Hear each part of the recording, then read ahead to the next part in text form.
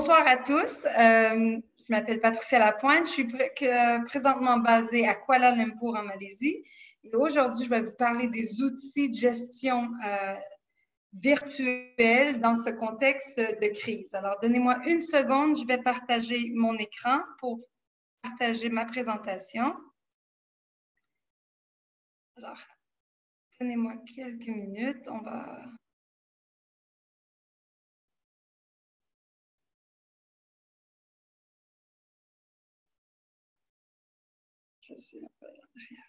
Alors, c'est bon, Jonathan, tu peux bien voir mon écran? C'est parfait, merci. Merci beaucoup. Alors, comme je vous disais, je suis basée en Malaisie. Il est 10 heures le soir et je vous souhaite la bienvenue. J'espère qu'on va passer un bon moment ensemble pour cette session.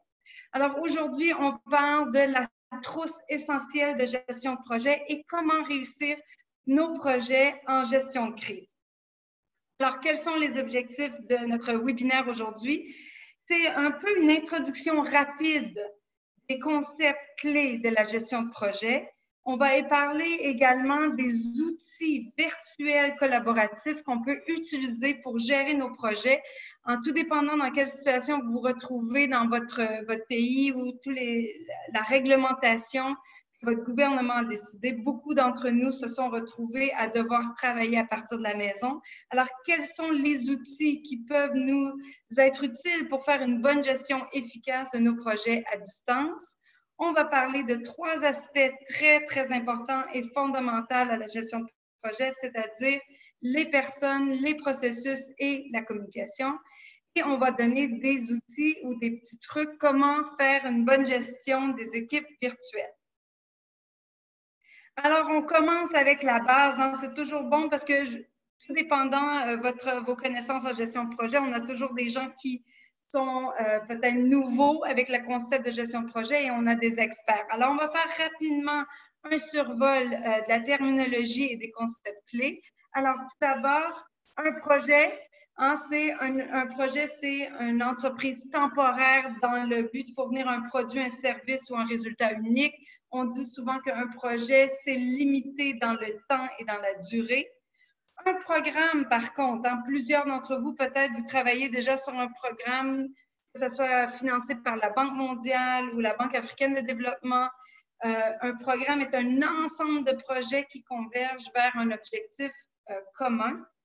Et la gestion de projet, hein, l'essentiel de la gestion de projet, c'est l'application des connaissances et des habilités aux aptitudes, outils et techniques aux activités de projet afin de répondre aux besoins des parties prenantes. On va parler des parties prenantes. Je vois qu'il y a des participants qui lèvent la main. Ce que je vais faire, laissez-moi quelques minutes pour vous introduire les concepts et je vais répondre à la fin à vos questions.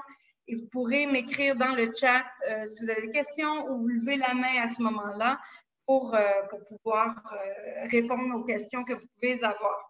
Alors, on parle de quoi? On parle de projet, programme et gestion de projet. C'est la base pour tous. OK. Alors, quel est un projet né de quelle façon? Quelle est la cause? Quelle est l'origine d'un projet? Il y a plusieurs raisons pourquoi on met un projet en place. C'est-à-dire, hein, il peut avoir un désir, un besoin, une crise, une opportunité. Un projet, il faut faire la distinction entre un projet et les opérations. Alors, un projet, ça serait le projet de construire un pont. On a une durée, on a un objectif, on a un temps limité avec des ressources limitées. Mais la maintenance, hein, ou s'assurer que notre pont soit en bon état, ce sera ce qu'on appelle des opérations. Alors, faire bien attention à la différence entre un projet et les activités de maintenance ou continu qu'on doit toujours ajouter à notre budget d'année en année. Hein. C'est bien différent. On parle de projets soit d'investissement, ça peut être des projets de connaissance, de création. Hein, si vous êtes dans des projets de jeux vidéo ou c'est au niveau plus informatique. Mais notez qu'un projet aura une durée limitée. Quel est le résultat ou le but de notre projet? Bien, il faut déterminer c'est quoi, qu'est-ce qu'on essaye d'obtenir, quel est l'élément, est-ce qu'on veut réduire le taux de malaria, est-ce qu'on veut augmenter le taux d'éducation au niveau primaire des jeunes filles. Chaque projet a un but et un objectif différents. Alors, on va déterminer quelles sont nos ressources humaines, matérielles et notre temps estimé pour atteindre des résultats. On va vous donner ce qu'on appelle en anglais des targets, mais on va se donner des objectifs, des buts pour atteindre des indicateurs de performance, c'est-à-dire on veut augmenter de combien pour voir si on a réussi à atteindre notre objectif. On veut toujours savoir quelle est notre situation de base et se dire où je souhaite être à la fin et pouvoir déterminer notre gap. Alors, on pense toujours en gestion de projet de notre triangle d'or. Chaque projet va avoir des contraintes qui sont interreliées. On a des contraintes de temps, on a des contraintes de coût et on a des contraintes de qualité. Il faut déterminer dans chaque projet quelle est notre envergure ou ce qu'on aime utiliser également comme terminologie, le périmètre. Est-ce que c'est une région spécifique? Est-ce que c'est à l'ensemble du pays au complet? Est-ce que c'est la construction de 10 écoles? Est-ce que c'est la construction de 25 écoles? Alors, on veut bien déterminer quelle est l'envergure du projet. Ce qu'il faut savoir, c'est que notre triangle d'or du projet va avoir des contraintes tout dépendant de la nature du projet. C'est-à-dire que si on se rappelle, il y a une dizaine d'années, on avait une situation en Asie où il y a eu le tsunami. Alors là, quelle serait la contrainte principale? C'est le temps, c'est-à-dire qu'il fallait se rendre rapidement, donner des denrées, que ce soit des ressources de base, que ce soit de l'eau, de la nourriture, pour les personnes qui étaient prises dans cette situation-là. Alors, chaque projet a des contraintes qui vont être déterminées par qui? Par nos parties prenantes, par notre bailleur de fonds ou la personne qui finance ou nous donne un prêt pour notre projet, mais on doit toujours gérer dans ces contraintes. La qualité, c'est un choix qu'on fait en termes de projet, c'est est-ce qu'on va faire une route d'un certain niveau de qualité? Et ça, il faut toujours prendre ça en compte. C'est que si on décide de prendre plus de temps et d'augmenter la qualité de nos ressources, bien, il va avoir un impact éventuel sur nos coûts. Alors, il faut faire des choix. OK, alors on parle de les caractéristiques des projets. Alors, les projets, il faut savoir que même si on fait 1 kilomètre de route, qu'il soit un même kilomètre de route dans chaque espace qu'il va être fait au niveau national, il sera quand même à contexte unique, c'est-à-dire que l'environnement, l'espace autour de vous va avoir un impact sur le projet. Alors, chaque projet, même s'il semble répétitif, est un projet qui reste un produit unique dans un contexte unique et surtout, il y a des processus uniques tout à fait. Alors, gardez en tête, souvent, on a voulu répliquer des projets à succès, des projets qui ont bien réussi dans un pays. On dit, le projet en Madagascar, on a fait une approche sectorielle en éducation qui a été un grand projet, qui a très bien réussi. Ici, on veut le prendre et le faire exactement ce qu'on appelle un copier-coller. Par exemple, au Sénégal ou au Niger, il faut toujours retourner à prendre le contexte pour ne pas répliquer parce que c'est différentes parties prenantes, différents milieux. Je l'ai répété déjà plusieurs fois, c'est temporaire dans le temps, par nature, un projet, et ça a une date de début et de fin. Il y a des contraintes, on vient de parler du triangle d'or. Alors, chacun de nos projets a cette contrainte de délai, de qualité et de budget qui seront propres à votre projet. Le cycle de vie de projet, c'est très important, on va parler un peu plus tard.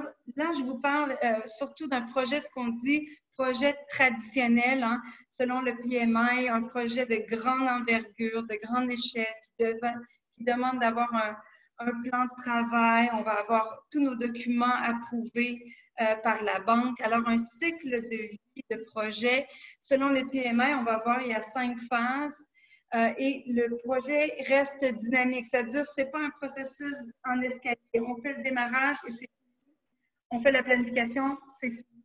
Il y a un processus interactif, c'est-à-dire que je pourrais mettre en place certaines étapes aux éléments de planification et à la fois, je dois peut-être exécuter certaines tâches de mon projet. Alors, il y a comme un recouvrement entre chaque phases du cycle de vie du projet.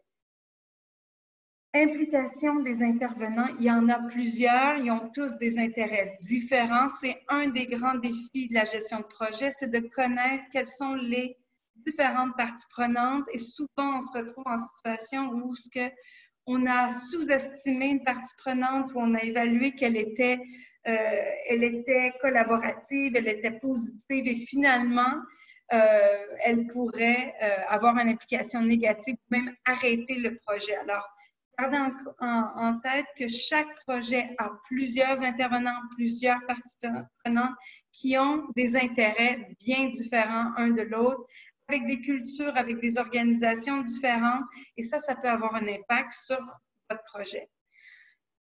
On parle de contexte d'incertitude, hein? Maintenant on parle d'un monde VUCA, hein, c'est-à-dire un monde volatile, ambigu, qui est complexe. Et la pandémie est un exemple parfait de cette situation. C'est-à-dire qu'il y a beaucoup, beaucoup d'incertitudes qui se passent. Je peux vous parler d'un exemple du projet lequel j'ai géré pendant 3 ans en Afrique, où on faisait, ça c'était en 2004, hein, déjà un bon moment, où on faisait l'installation des VSAT, c'est-à-dire donner une connexion Internet aux universités en Afrique, dans une dizaine d'universités. Et par la fin du projet, bien, la fibre optique, elle était déjà installée au Sénégal, c'est-à-dire que pour l'université Cheikh Anta Diop à Dakar, le projet était déjà obsolète. Hein? C'est-à-dire que la technologie va tellement rapidement que même si on avait fait des investissements de millions de dollars, pour le cas du Sénégal, ce n'était plus la meilleure façon d'obtenir un accès à Internet, mais pour des pays qui étaient enclavés comme le Tchad, le Mali, le Niger, la VSAT était quelque chose qui était un outil d'accès à Internet qui a été très, très apprécié pendant une bonne période d'années. Alors, vous voyez, maintenant, même, je vous dirais qu'on est sur une situation super rapide, on est dans une pandémie, on doit s'adapter à la technologie. Différents pays avaient différents niveaux, mais vraiment, il y a le monde est changeant, il y a beaucoup de choses qui se passent et il faut garder ça dans notre planification, dans notre gestion de projet, c'est-à-dire qu'il faut on parle de gestion de projet, il faut être proactif, il faut anticiper, parce qu'il y a beaucoup d'incertitudes autour de nous. Alors, ce qu'on voit aujourd'hui, personne ne pouvait anticiper une pandémie mondiale. Alors, hein, il faut vraiment être, c'est-à-dire agile et flexible. Alors, on a parlé un peu plus tôt du cycle de vie de projet qui est dynamique. Hein? On parle de 5 phases du cycle de vie de projet. On a le démarrage où on fait l'initiation, on réfléchit à notre projet, qu'est-ce qu'on souhaite, quels sont les investissements. Souvent, dans la phase de démarrage, on va avoir plusieurs projets, hein, surtout peut-être le ministère du Plan, le ministère des Finances et tous nos ministères sectoriels, santé, éducation. On va avoir toute une liste de choix de projets qu'on souhaite avoir peut-être des prêts ou de faire des investissements. Alors, dans le démarrage, on va faire quoi? On va faire le choix du projet. Ensuite, on va planifier. Est-ce que c'est un projet d'une période de 2 ans, 5 ans? En venir déterminer quels sont nos livrables, quelles sont les tâches qu'on doit exécuter lors de notre projet. Et vous avez évidemment vu que la plus grande partie, c'est l'exécution.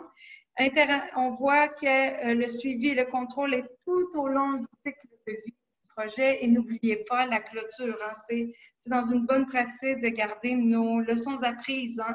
Ne perdez pas, partagez votre mémoire institutionnelle. Hein. Trop souvent, les employés quittent des projets, ils partent et quittent le projet avec toutes leurs connaissances, tous leurs acquis. Il est une bonne pratique de documenter les leçons apprises pour le bien et les meilleures pratiques de votre organisation. Alors, on retient qu'au démarrage, on va faire quoi? On fait le choix du projet, lequel, hein, et ensuite, on va faire le plan, le comment on va exécuter le projet, quels sont nos fonds, quels sont nos fonds financiers, quelles sont nos limites. Et ensuite, on va exécuter. Ce sera nos résultats, hein, nos livrables. Et à la clôture, on va regarder l'ensemble de nos résultats. Alors, j'essaie de vous faire rapidement un survol de la notion de base de la gestion de projet. Hein, regardez Si vous n'êtes pas familier avec PMI, hein, c'est l'Institut de gestion de projet qui est basé aux États-Unis. La plupart des formateurs de l'équipe de CETIM, on a la certification. Il y a 10 domaines de connaissances qui est reconnu pour la gestion de projet, c'est-à-dire gestion de l'intégration, contenu, délai, des coûts, qualité, gestion des risques. On anticipe, hein, même si on n'avait pas peut-être vu anticiper la pandémie. Gestion des ressources humaines, gestion des parties prenantes. On va voir que c'est un impact important sur la réussite de nos projets. Gestion de la communication et gestion de la passation des marchés. Alors, gardez qu'il y a ces 10 domaines. Quand on écrit, on prépare nos documents de projet, c'est-à-dire qu'on fait notre plan de projet, on doit intégrer tous ces éléments dans notre plan de projet. Il y a plusieurs outils. Si vous êtes dans nos formations, si vous n'êtes jamais venu, je vous invite à le faire. Mais pour ceux qui sont déjà venus, vous savez qu'on va avoir ensemble plusieurs outils. Hein. Vous partez avec une boîte à outils, des documents, des formats pour pouvoir mieux gérer vos projets. Et justement, on parle de comment gérer les risques, comment gérer nos parties prenantes de façon efficace et efficiente.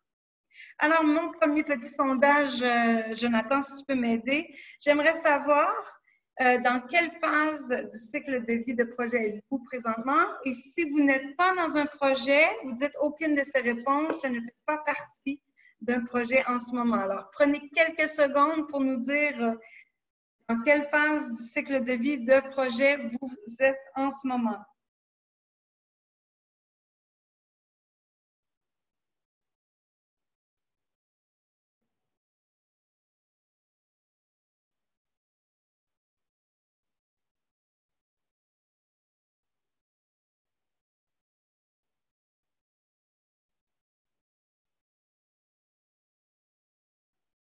On a plusieurs personnes qui sont dans la phase d'exécution en ce moment. C'est très intéressant. Plusieurs aussi également qui ont peut-être pas, qui sont pas dans un projet actuellement, mais qui souhaitent se familiariser avec les concepts. Excellent. Alors, la plupart d'entre vous, vous êtes dans la phase d'exécution et ça va être très intéressant. Alors, les outils que je vais vous partager dans un instant parce que ça va vous aider dans l'exécution de votre projet. Alors, merci beaucoup. On va continuer. OK, on continue alors.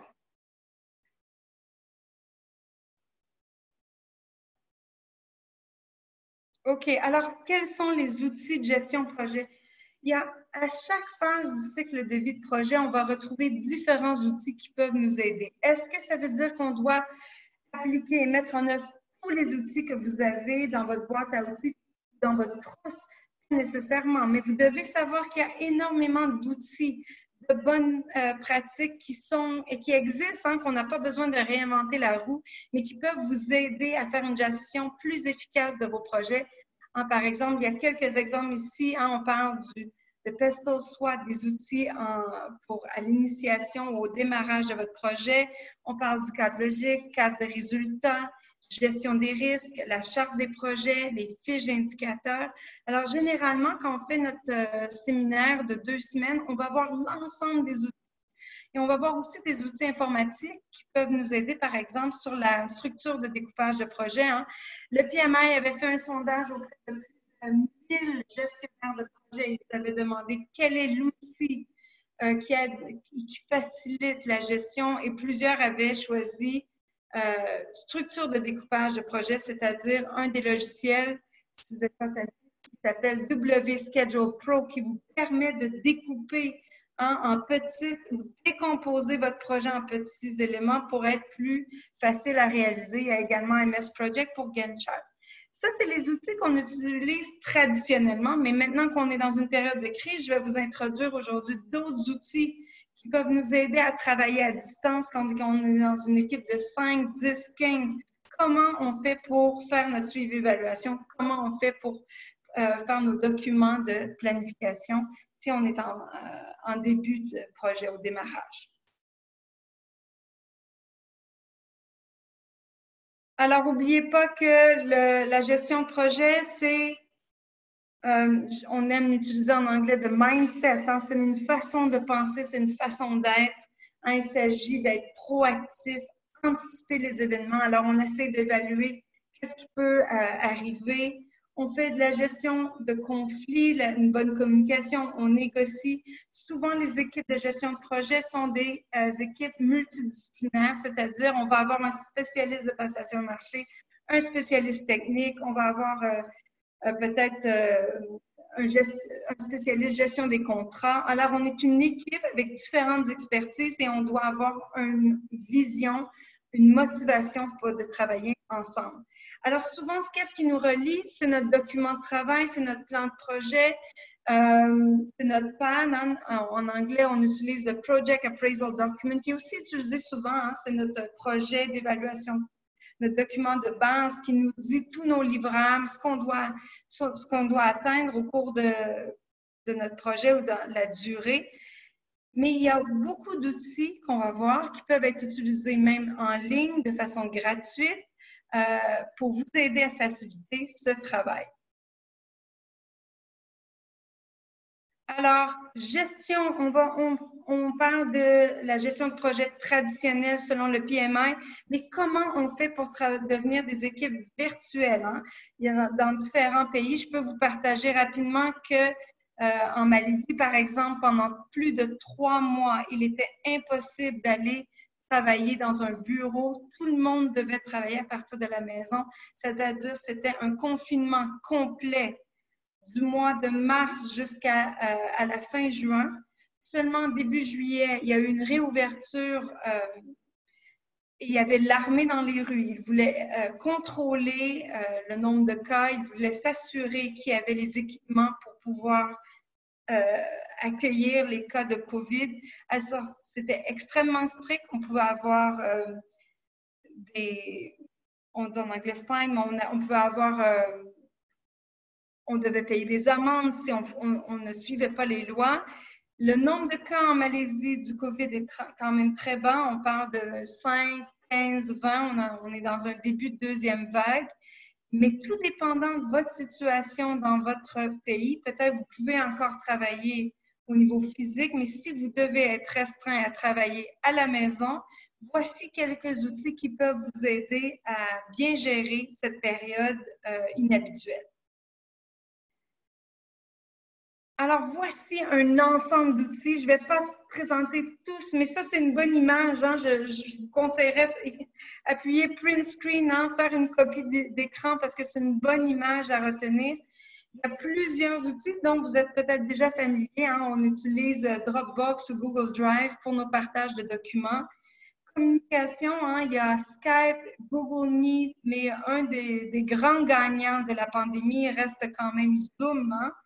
Et il y a au niveau Microsoft qui a Teams, hein, qui nous permet d'avoir des réunions virtuelles comme le webinaire. On a évidemment notre Microsoft Office qui nous aide pour le travail quotidien ou si vous utilisez les outils Google.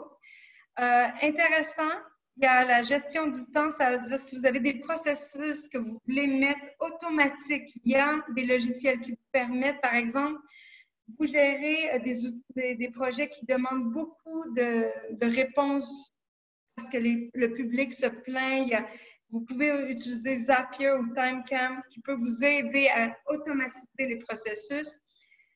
Je vais parler beaucoup aujourd'hui des outils collaboratifs, c'est-à-dire des outils sur lesquels on peut se retrouver une dizaine de personnes à travailler sur, par exemple, un cadre logique ou sur notre plan de travail. On va parler de Miro. Il y a Jamboard, il y a Concept Board, Lucidchart, mais aujourd'hui, je vais parler plus spécifiquement avec Miro. J'en profite, hein, il n'y a aucune affiliation ici. Vous choisissez les outils, on vous les présente, on vous recommande. On a fait une analyse des différents outils sur le marché, mais on n'a aucune affiliation avec aucune de ces applications. C'est juste de vous partager qu'en période de crise, il y a énormément d'applications et d'outils virtuels qui peuvent vous aider à gérer le projet. Au niveau de la gestion de projet, on parle de Trello, on va en parler aujourd'hui parce que c'est un excellent outil de gestion agile. On a Jira qui vous permet de faire, une fois de plus, la structure de découpage avec toutes les tâches que vous pouvez associer à vos collègues. Il y a Asana, il y a Slack. Ce sont tous des outils permettre de bien gérer au quotidien vos projets en étant virtuel, c'est-à-dire que chacun peut être de la maison et on peut faire le suivi de nos tâches, assigner des tâches à différentes personnes de l'équipe et voir si nos livrables sont complétés en temps réel. Okay? Alors, une analyse comparative, il faut savoir que pour pouvoir utiliser ces outils collaboratifs qui peuvent vraiment faciliter votre travail, les prérequis de base, il faut avoir une bonne connexion Internet. Hein. Je sais que ce n'est pas toujours le cas. Il y a plusieurs situations dans différents endroits où on a peut-être des coupures de courant ou sinon, vous pouvez utiliser votre téléphone intelligent. Plusieurs des outils que je partage aujourd'hui ont une application sur le téléphone qui peut être facile. Si vous devez travailler de la maison, hein, on l'a découvert au cours des derniers mois, des dernières semaines, trouver un endroit où vous pouvez avoir un bon espace de travail à la maison, c'est-à-dire table de cuisine, un bureau, un endroit où vous pouvez vous concentrer. Et on va parler de la fatigue de nos appels Zoom. Hein. Alors, choisissez un horaire de travail où vous pouvez reconnecter avec votre équipe de projet, mais planifiez, faites une plage horaire où vous vous rencontrez peut-être tous les mardis, 1 à 2 heures, avec une mise à jour avec vos différentes parties prenantes. Alors, bien établir. On a découvert on dit souvent que ce qui a permis la plus grande transformation digitale et virtuelle a été la pandémie. Mais ce qu'on découvre, c'est que beaucoup de gens, on gagne du temps, j'ai plus besoin d'aller être en voiture dans le trafic, par exemple en Indonésie, le pays voisin de la Malaisie, les gens peuvent facilement se retrouver 1 heure 30 en voiture matin et soir pour se rendre à leur domicile. Alors, on gagne du temps. On est plus accessible en plus de temps. Ça veut dire que peut-être un avantage et un désavantage, c'est que souvent, on perd la notion du début de 9 h à 5 h. Hein, c'est qu'on reste disponible ou on doit faire le travail tard le soir et tout. Mais ça a aussi des avantages, c'est qu'on peut mieux gérer notre temps et avoir une meilleure qualité famille-travail. Des économies, hein, c'est-à-dire on épargne peut-être sur les frais qu'on devait payer pour aller au stationnement restaurant. Les problèmes, bien, ce qu'on constate, hein, c'est que si vous n'avez pas la connexion Internet de base, vous vous retrouvez en situation un peu plus difficile. Et vous, veux pas, quand on est en virtuel, il n'y a pas de machine à café, les gens ne vont pas se rencontrer pour juste se mettre à jour de la situation. Alors, il y a peut-être un manque de communication où ce que peut-être la communication dans un bureau était beaucoup plus fluide. On se rencontre, on se discute, on se croise à l'ascenseur ou dans les escaliers. Et là, il y a ce manque. Si on ne se connecte pas, on manque d'informations.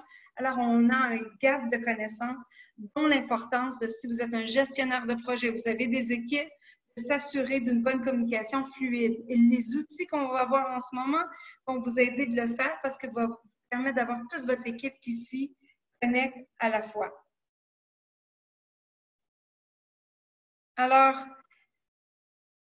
avant de parler un peu plus des outils, j'ai une deuxième question pour le sondage. Alors, quelle est la principale cause des échecs, des projets selon vous? Est-ce que c'est une mauvaise communication, une gestion d'équipe difficile, un manque de préparation ou un manque de connaissances en gestion de projet ou gestion des conflits? Prenez quelques secondes pour me répondre, s'il vous plaît. C'est bien de voir votre participation. Manque de préparation, OK. Absence de planification, ça semble être l'élément très fort pour le moment.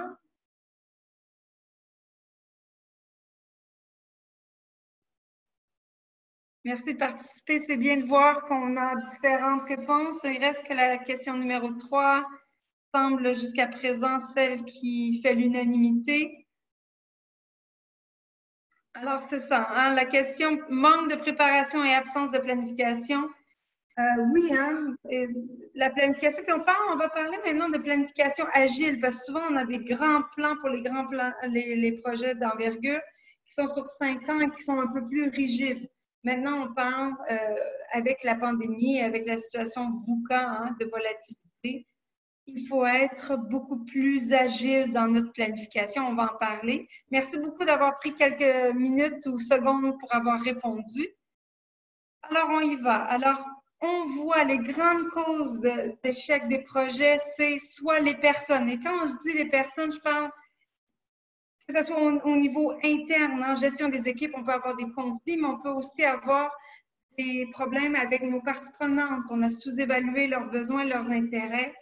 Il y a aussi, comme vous l'avez mentionné si bien, hein, les processus, manque de préparation, absence de bons outils pour gérer les projets et finalement une autre cause de conflit ou d'échec, c'est la gestion des communications dans une équipe. Hein. On peut avoir beaucoup de conflits et lorsqu'on se retrouve dans une situation de virtuelle, c'est accentué, la communication est plus difficile, on se communique beaucoup, mais il y a souvent aussi moins de compréhension.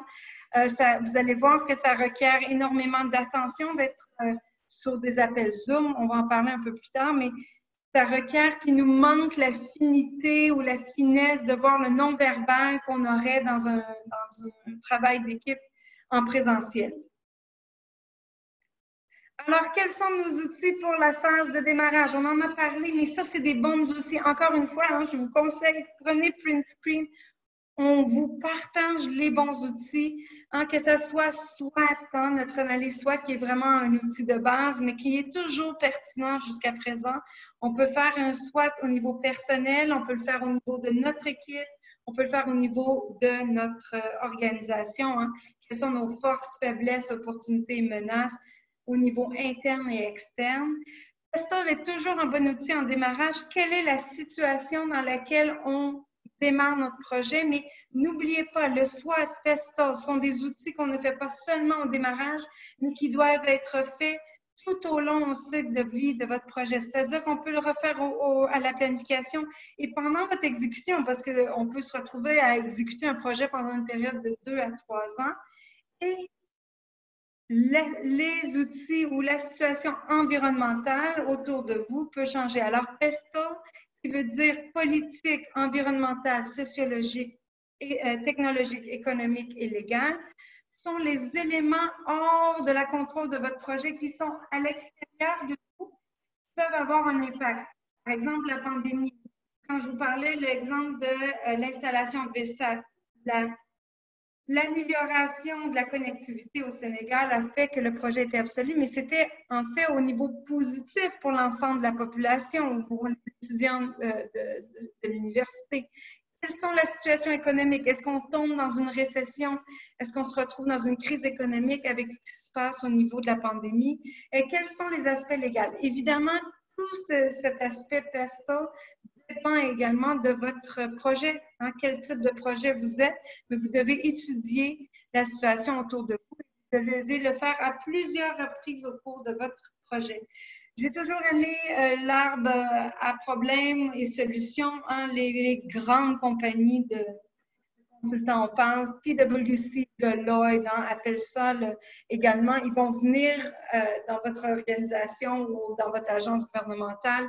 Et finalement, c'est ce qu'ils font. Hein. Ils font une grande analyse des problèmes, vous proposent des solutions.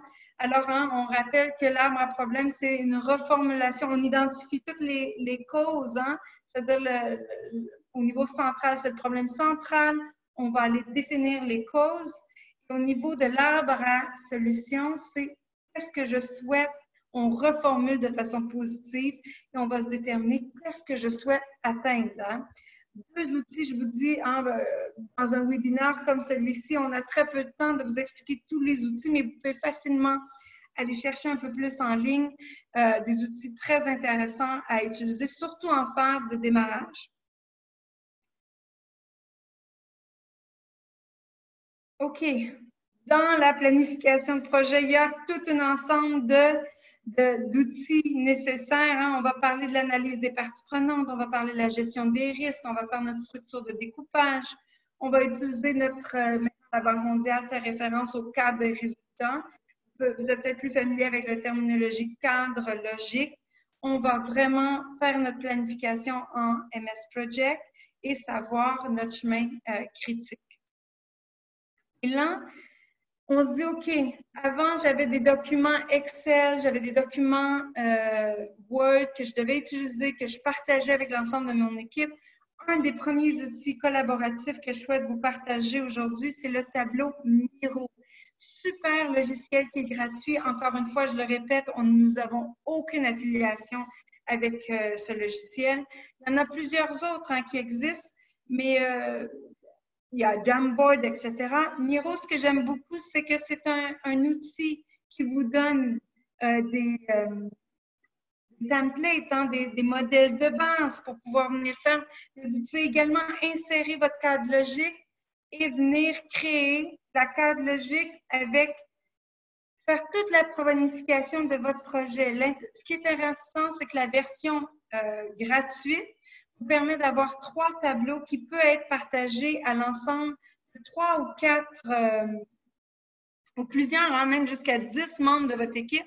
Pourquoi je vous dis que c'est un bon outil? C'est que je pourrais, par exemple, moi et Jonathan, on pourrait travailler ensemble au même moment et je verrais son curseur utiliser. Vous pouvez voir, on peut mettre des post-it, on peut écrire, on pourrait faire tout notre plan, utiliser notre cadre logique, notre analyse des parties prenantes de façon collaborative sur le même tableau en étant chacun à la maison.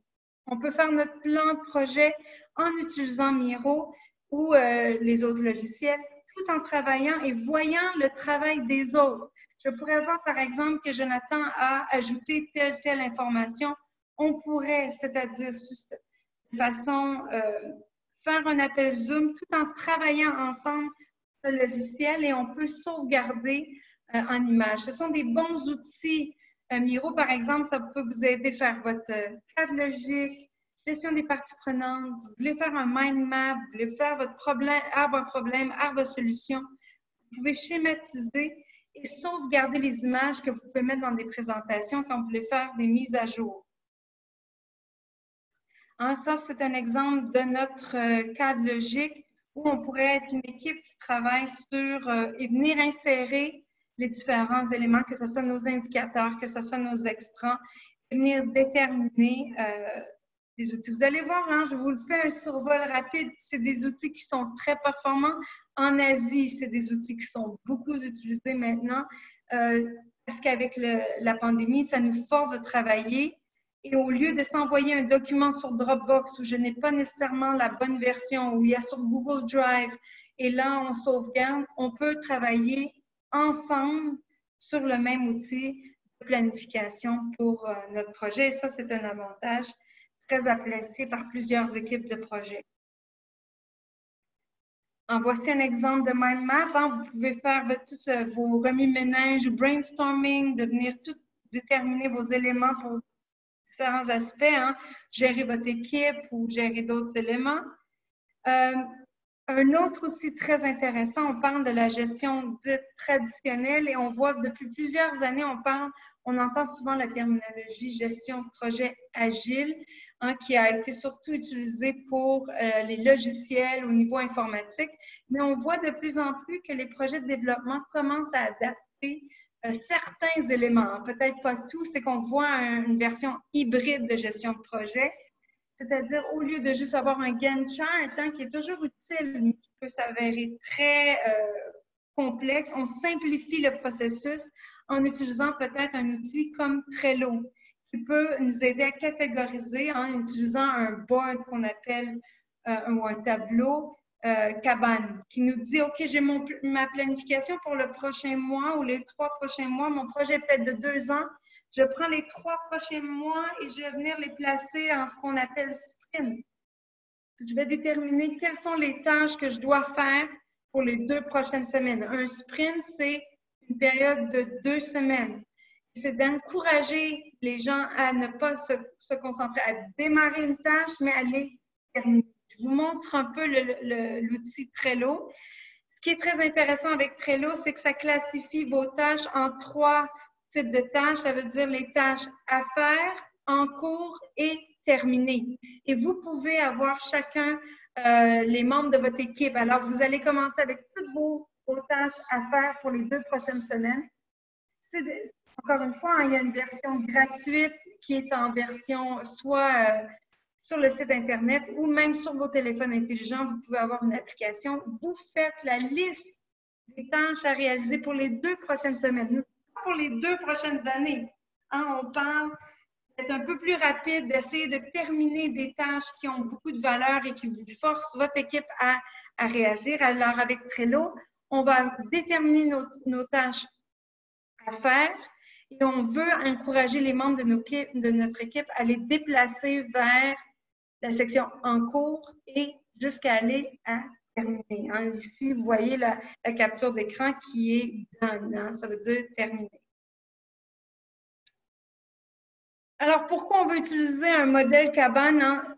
Je vous propose une version en ligne virtuelle. Pourquoi? Parce que peut-être vous êtes tous à distance, vous ne travaillez pas dans le bureau. Si vous êtes toujours en bureau, dans votre bureau, vous pouvez toujours utiliser un tableau blanc et venir faire la liste des tâches de façon à faire en cours et terminer. Et ça donne beaucoup de l'équipe de dire, OK, c'est ce qu'on doit faire pour les 2 prochaines semaines. Et ça améliore l'efficacité. Pourquoi? Parce qu'on a de la transparence, on sait sur quel individu travaille sur quelle tâche. Ça augmente la productivité. Pourquoi? Parce qu'on essaie de terminer la tâche. Évidemment, il y a des tâches qui ne peuvent pas être terminées en 2 semaines, mais ça veut dire découper la tâche encore en plus petite version. J'ai besoin d'un non-objection. J'ai besoin de terminer, peut-être faire le choix d'avoir reçu toutes les RFP. Déterminer toutes ces tâches, ça vous donne une meilleure collaboration. Je vous dis, il y a une grande satisfaction. À partir de mon téléphone, je suis capable de déterminer, OK, je fais juste déplacer ma tâche quand je suis en cours, quand je vais commencer, quand j'en fais de la tâche, et j'essaie de pousser à pouvoir terminer la tâche. Et après 2 semaines, on peut voir l'ensemble du travail complété par les membres de. Alors, on parle beaucoup de versions maintenant dans les projets de développement. On voit de plus en plus des modèles hybrides, c'est-à-dire des projets de grande échelle qui ont une planification à long terme, 2, 3, 5 ans, qui essayent d'amener leur planification de façon plus agile sur un court terme, c'est-à-dire pour une période de 2 semaines, pour une période de 3 mois, je vais planifier mes 6 prochains sprints. Hein? Et là, mon équipe sait que pour 3 mois, on doit être plus actif pour réaliser le projet. Ça veut dire que c'est des outils au niveau visuel qui sont très intéressants. Il est déjà 10h50, hein, j'essaie de faire vite quelques éléments de plus. Je vous rappelle rapidement que l'approche traditionnelle, c'est ce que je vous parlais plus en début de ce webinaire. On parle de l'approche agile, qui est généralement pour des petits projets à petite ou moyenne échelle, qui sont plus dynamiques. Et l'idée, c'est qu'on s'adapte. Mais je pense que maintenant, même si on a une grande planification de 5 ans, on n'a pas le choix d'être agile parce qu'il y a trop de changements. La pandémie nous force à être agile. Alors, je vous conseille d'aller planifier une période de 3 mois en sprint, vous aider de combiner le traditionnel à l'agile et vous pouvez utiliser des outils tels que Trello sur vos téléphones. Il y a des versions gratuites sur lesquelles vous pouvez faire beaucoup de choses. Et il y a, pour tous vos aspects de planification, d'utiliser Miro sur lequel vous pouvez vous connecter. On parle de Zoom. On est sur Zoom en ce moment. C'est un outil intéressant. Pourquoi? Parce qu'on peut être jusqu'à une 50aine maintenant. Je pense qu'ils ont augmenté même la capacité. C'est le grand gagnant de la pandémie, hein, plus que les autres, Google Meet ou Teams. Hein. Beaucoup de gens utilisent maintenant Zoom. L'avantage, c'est que si vous ne voulez pas montrer votre maison derrière, vous pouvez choisir facilement le background. Hein. Il vous donne des choix de photos. Alors, vous pouvez vous retrouver à la plage, vous pouvez enregistrer. Ça vous permet également, si vous êtes une grosse équipe, OK, je vais demander à mon équipe de passation de marché de travailler ensemble.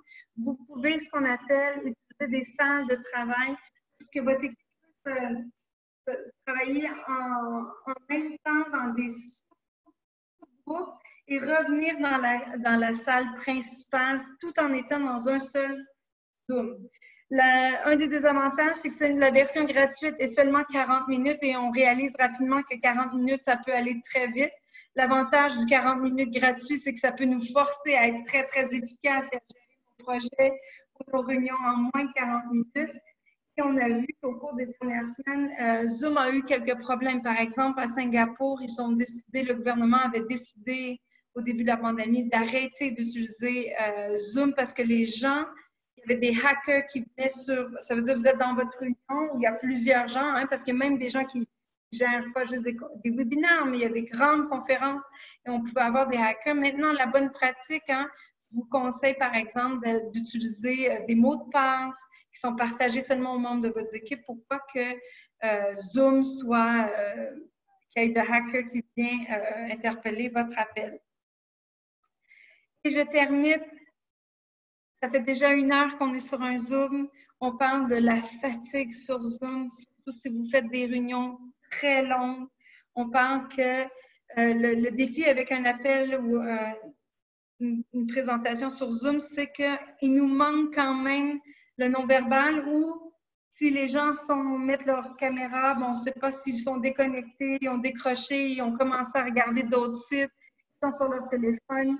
Ça nous demande beaucoup de concentration, hein, pour bien s'écouter. Alors, il est mieux d'avoir des réunions plus courtes, mais plus souvent, parce que les gens, ça demande énormément de concentration. Souvent, on parle de la fatigue Zoom. J'ai été en réunion toute la journée, je suis fatiguée parce que j'étais sur un appel Zoom qui m'a demandé beaucoup, beaucoup d'énergie. Et évidemment, il nous manque l'interactivité. Hein, nous sommes tous des êtres humains qui ont besoin social, de connecter avec les gens.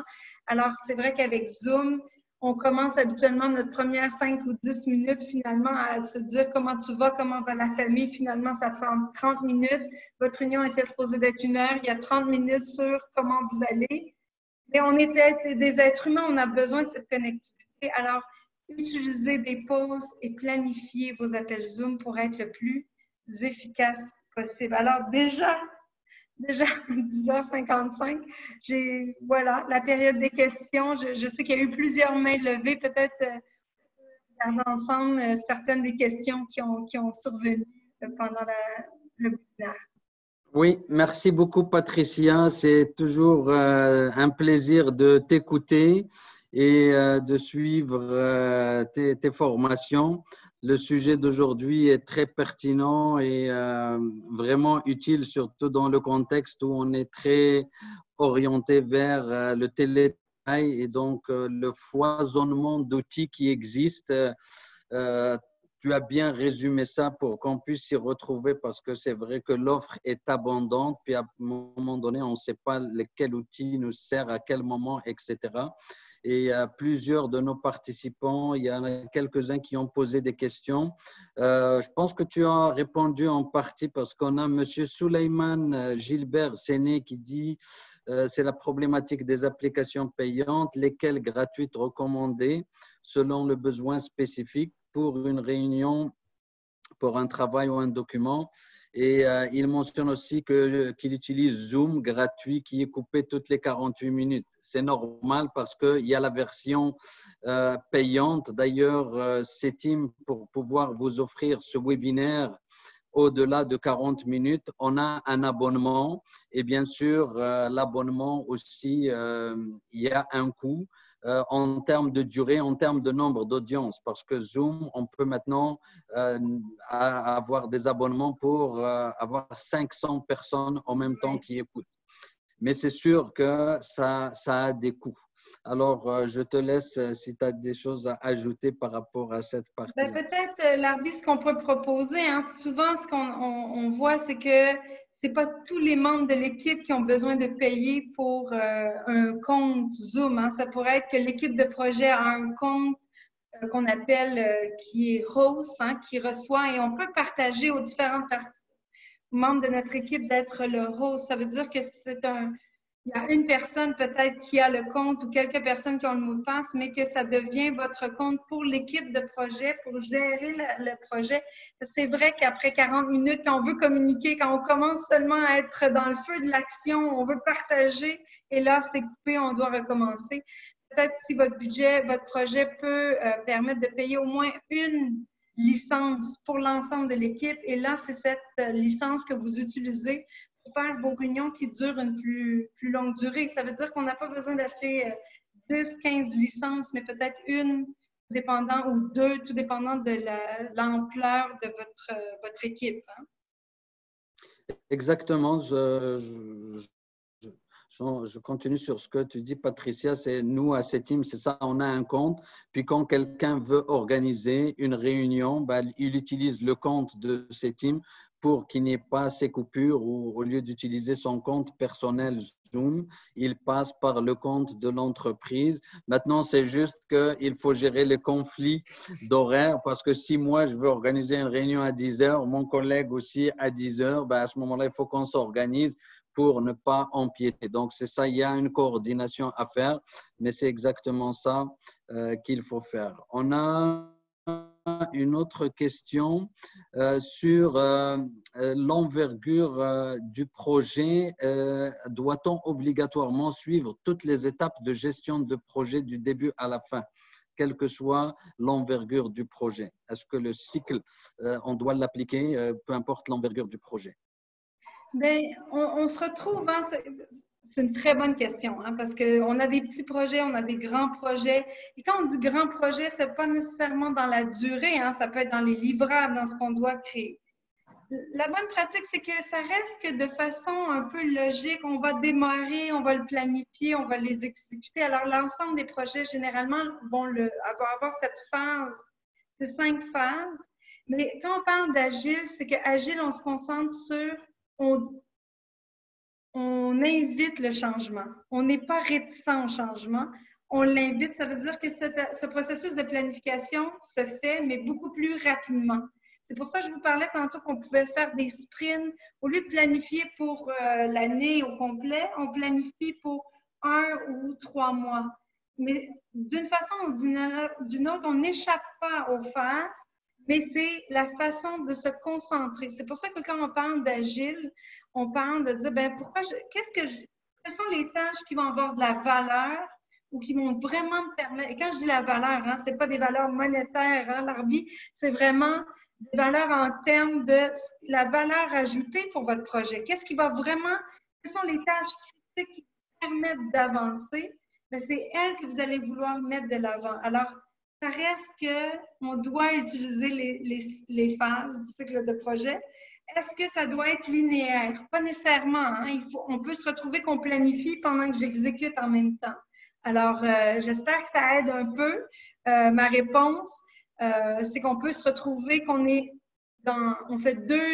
on fait des activités dans 2 phases en même temps. C'est possible. C'est le cycle, il est itératif.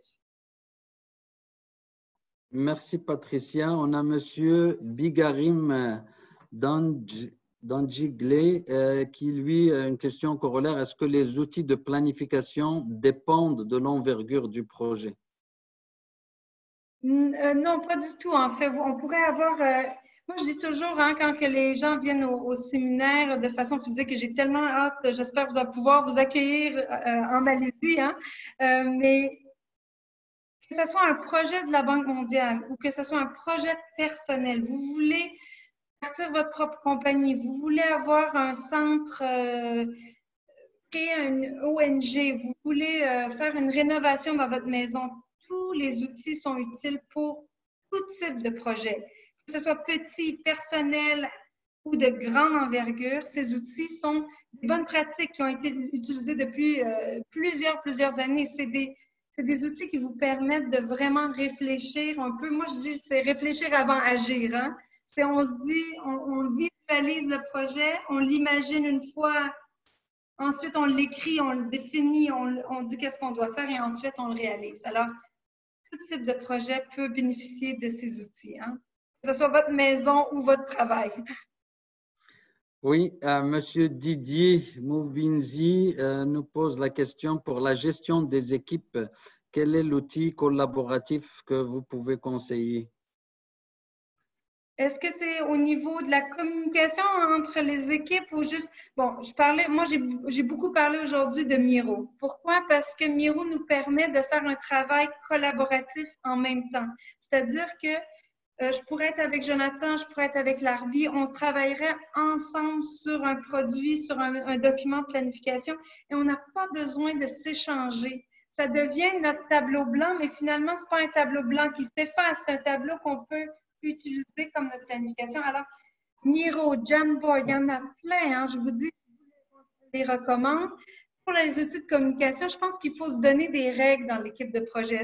Parce que, par exemple, moi, en Asie, tout le monde utilise WhatsApp. Le email est rendu pratiquement non utilisé, c'est-à-dire que les gens communiquent dans une équipe de projet, ça va tout être par WhatsApp. Et là, on peut dire, OK, on se rejoint sur notre appel Zoom pour travailler nos documents de projet ensemble.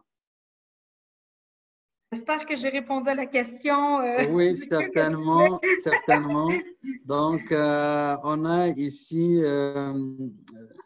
une question par rapport, poser la question par rapport à les outils qui peuvent garder. Mais bon, je pense que c'est une question technique. Je ne sais pas si tu aurais la réponse parce que quand c'est gratuit, est-ce que ces outils-là gardent les données quand il y a coupure de connexion ou d'électricité?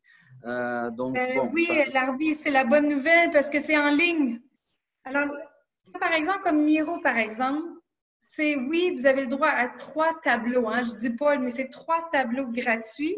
Mais ce que tu découvres, c'est que ton tableau, il n'est pas une petite image dans votre écran. C'est que vous pouvez créer des tableaux gigantesques. Et là, une fois que vous avez, si vous perdez une connexion Internet, vous avez une coupure de courant, il va sauvegarder jusqu'à la dernière seconde avant la coupure.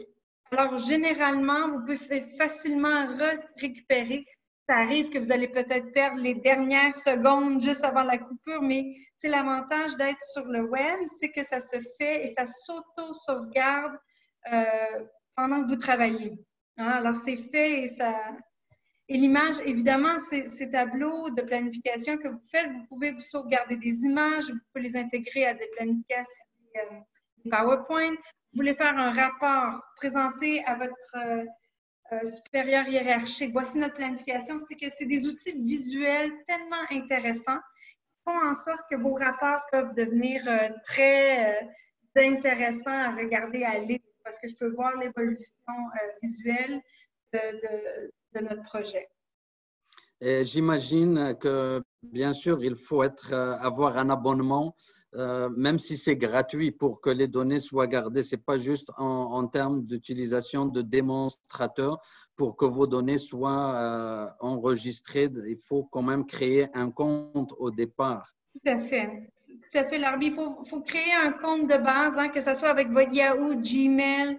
Je recommande d'utiliser vos emails habituellement personnels pour ce genre de tableau, mais vous devez vous inscrire, hein, vous donnez votre courriel personnel, il ne vous demande pas votre numéro de téléphone, rien hein, de ça, mais il faut juste s'enregistrer sur la plateforme et vous pouvez ensuite partager, hein, si on allait sur le logiciel, que je pourrais travailler sur mon projet et dire, Larbi, j'aimerais te partager ma planification pour les 2 prochaines semaines. Un bouton, je peux partager et mettre le email de Larbi. Et là, on devient des collaborateurs qui peuvent se partager notre travail et travailler ensemble. Très bien, merci. Monsieur Bilongo, j'espère que ça répond à votre question. On va prendre encore 1 ou 2 questions. Donc, Monsieur Chaibou Issa, quel outil conseillez-vous pour les activités de type renforcement des capacités en atelier? Bon, je ne sais pas exactement, la question c'est par rapport à des outils que vous voulez préparer des formations ou que vous voulez suivre des formations. Donc, la question de M. Chaibou n'est pas assez claire par rapport aux outils qu'on peut recommander si on doit préparer des formations ou suivre des formations. On va passer… Madame Irène, Patricia, est-ce que tu nous reçois?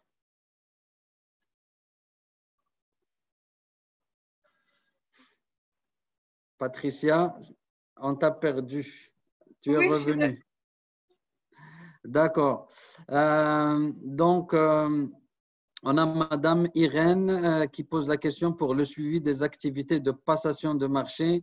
Quel est le meilleur outil? Donc, oh, encore ça a gelé. Bon, on a des Larry, problèmes. considérant le temps qui nous reste, je crois qu'il se rappelait bien de terminer la présentation. Oui, c'est bon.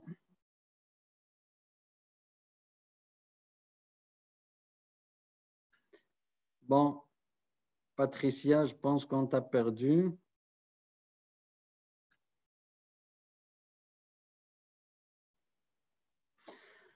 Bien, merci tout le monde. Juste pour revenir à la dernière question de Madame Irène, pour la passation de marché, il n'y a pas un outil spécifique, quoique la Banque mondiale, ils ont développé aussi un système que vous pouvez utiliser lorsque vous êtes un projet bénéficiaire d'un fonds de la banque. Mais sinon, une fois que dans votre projet, vous allez lancer un appel d'offres. D'abord, vous devez avoir un plan de passation de marché, le PPM, mais ce PPM, il va falloir l'éclater et le planifier dans un outil qui peut être, par exemple, MS Project. On a planifié plusieurs appels d'offres dans cet outil-là et qui s'avère très bien détaillé et adapté. Donc, voilà.